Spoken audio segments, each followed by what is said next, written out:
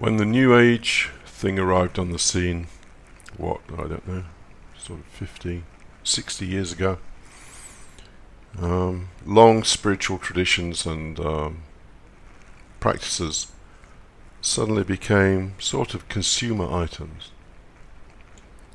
And so we started to hear terms like loving kindness, mindfulness, non-identification thrown around. And the way that these things were presented to people was sort of topsy-turvy, and still is. It's upside down. And what I mean by that is that things like loving kindness and non-identification are the result of something. It's not something you can suddenly decide that you're going to do. I've no doubt that some people listening to this will have tried loving kindness and found after a week that they could tear someone's head off, or that people who practice non-identification decide to go on a binge and buy a whole cake and eat it. So things like all the kind of how can I put it, the trophies that we want to put on our ego shelf, non-identification, loving kindness, mindfulness, whatever else. These things are the result of long work. They are not the things that you can go and get from the New Age self-help spiritual supermarket and suddenly decide that you are going to do. So I want to talk about identification particularly, because the whole idea of non-identification has been bandied about for decades, and talking about it is not the least bit helpful, because there's something behind that. There's something you need to do to get to the point of non-identification. You can't just suddenly adopt it as an idea and decide that you are going to abstain from tasty food, sex, whatever other things happen to float your boat. So, specifically here about identification. The mechanics of identification are easy to understand. The things which enhance our life are things which we positively identify with. So, food obviously, sex because of the life and procreation drive within us, good health, a nice warm sunny day, all the things that would be nurturing and enhancing in our life we identify with. Obviously, this is the nature of the beast, the nature of the animal that we are. It wants to survive. Things which diminish our life prospects, we negate. Although obviously this is still a form of identification, just a negative identification. And those things that are neutral, we don't either positively or negatively identify with. So, you're probably not going to identify with a paving stone unless you happen to trip up over it, but normally you're not going to identify with paving stones. They don't particularly enhance your life and they don't particularly take away from it. But poor health and financial distress are things that you will negatively identify with. You don't want them in your life, as opposed to positive identification where you do want them in your life. So let's talk about our body, and for the purpose of this podcast I'll call everybody's body Fido.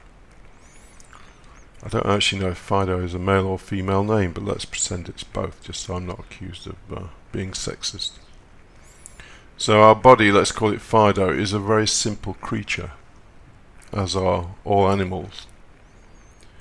They seek life-enhancing things, negate the life-diminishing things, and they're indifferent to things that have neither life-affirming or denying properties.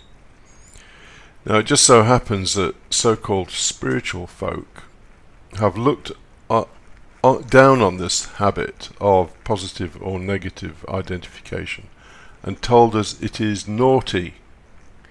Don't do it. Slap across the wrist if you identify negatively or positively with a thing or some circumstance.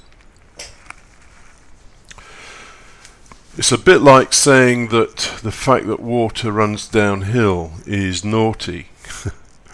Our positive and negative identifications are just natural outcomes of our body wanting to survive. There's nothing wrong with it. Just like there's nothing wrong with water running downhill. It's just the law of gravity. Or we could say that rocks exhibiting hardness is some kind of aberrant behaviour. Naughty rocks being so hard and hurting people when they fall on them. So Fido, our body, operates according to the life principle of striving to exist. That's what it does. And that is 99% what you are. You may have pretensions that you are a spiritual person, or that you are a philosophical person, or that you have a command center in your head that totally controls the way you behave, but I can assure you, if you think like that, then maybe you should go and see a doctor or something, because that's not the way it works. Your body is always in control. So, ants strive to exist, flies strive to exist, fish do, plants do, and of course people do. It's a law of nature that all things strive to persist in their existence, and so positive and negative identifications are wholly in order. There's nothing wrong with them. Telling someone that they should not identify with things is like telling planets they should not orbit the sun and abandon their gravitational attraction to it. So we find people following various traditions trying to practice non-identification. This is the topsy-turvy approach to the whole thing. Someone joins a Buddhist group, or even in the Christian tradition, there's the idea of renunciation, of somehow turning against the natural inclinations of our body and operating according to some other kind of maxim. So we turn away, or we try and turn away from the natural operation of the body, and people trying to practice non-identification. In simple language, trying to practice non-identification is like trying to push water uphill. You are going to become frustrated. It is easier to consciously identify with as much as possible. Food, sex, power, fame, money. Do it, try it for a day. Try consciously identifying as much as you can with all the things that you like and don't like. So both the positive and the negative identifications. So the things that you don't want, so ill health, try and build up a feeling of rejection, of not wanting these things. Try and amplify it. And the same with the things you do want, maybe food, more sexual partners, whatever it is. And you'll find that fairly quickly you get fed up with it. You become exhausted with it, and you kind of lose interest. Not so with non-identification. Non-identification feeds the whole identification thing. It's quite funny, really. There's a handy-dandy little mantra of what we resist tends to persist. So non-identification, practiced as a dogma, will make you want the very things that you're trying not to identify with. It's possibly a very, very quick route to the lunatic asylum. Fido will not be cheated, no matter how spiritual or clever you think you are. I read an amusing story just yesterday, actually, of a great yoga sage, I won't mention the name, who instructed his students not to eat pickles. One of the foods that were forbidden was pickles. Only to be found eating pickles in his private room. Such is the absolute insane, crazy nature of many so-called spiritual practices and traditions and gurus and so on. I mean, it's worth asking why non-identification is desirable. The reason most often given is that we suffer because we identify. When something we love is taken away, we suffer. And so it could be said that our identification with suffering, note those words. So we're replacing the idea that we're going to be identified with the things that cause us to suffer. So maybe we love someone dearly and they die, and we suffer. Of course we suffer. But we're now identified with the idea of suffering. So, when something we love is taken away, we suffer, and so it could be said that our identification with suffering drives our attempt not to identify. As I've just said, this is all crazy stuff. Very fast route to the lunatic asylum. There is a more reasonable approach we can take to all of this, and the one that is not topsy-turvy.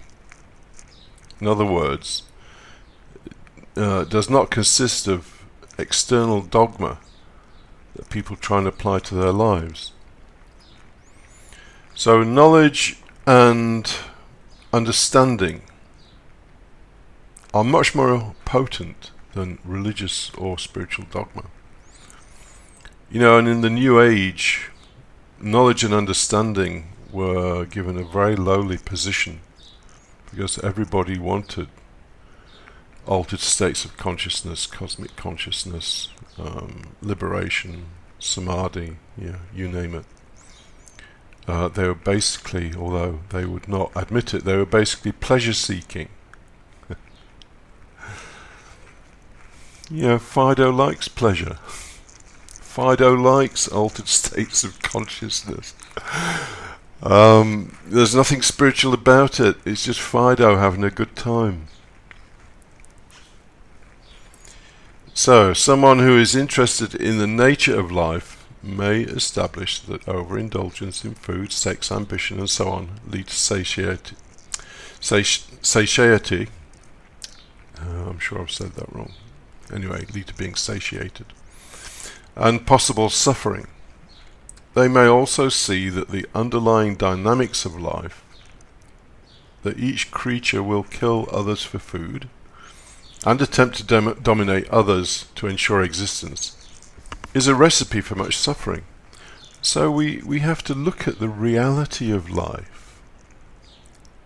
Look at the real stuff that's going on, the way human beings behave towards each other.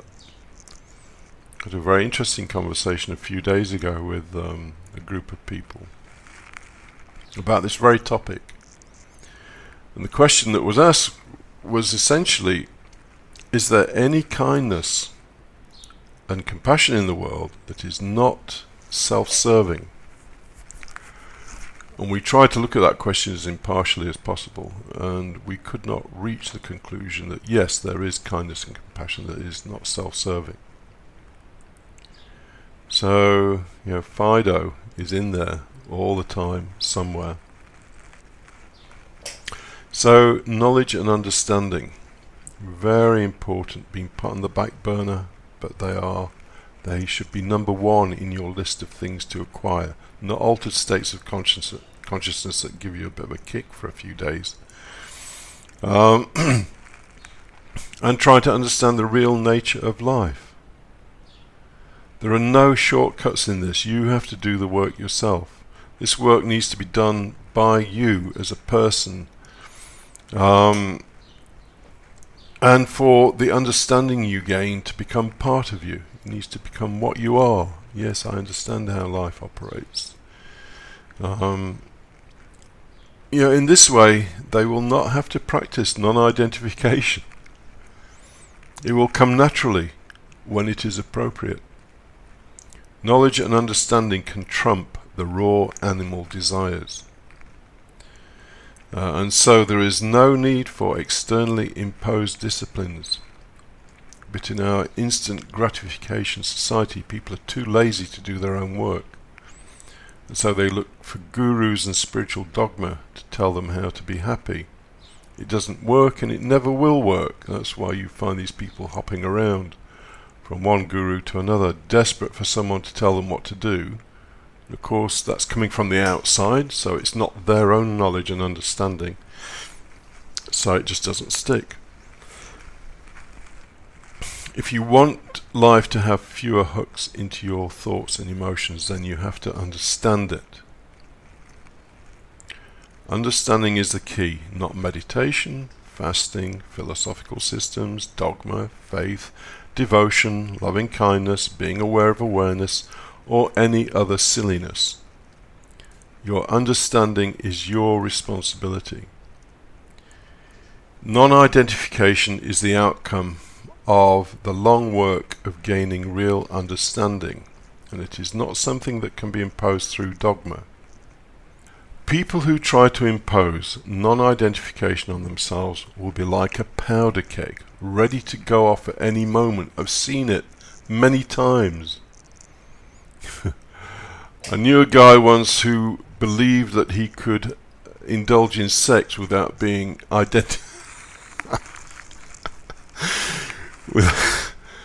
without being identified with it, which meant for him not having orgasm. I knew this guy quite well. After 2 weeks, he just blew up. It was an amazing display. He was screaming in a high-pitched voice over some very, very minor traffic incident that occurred. So,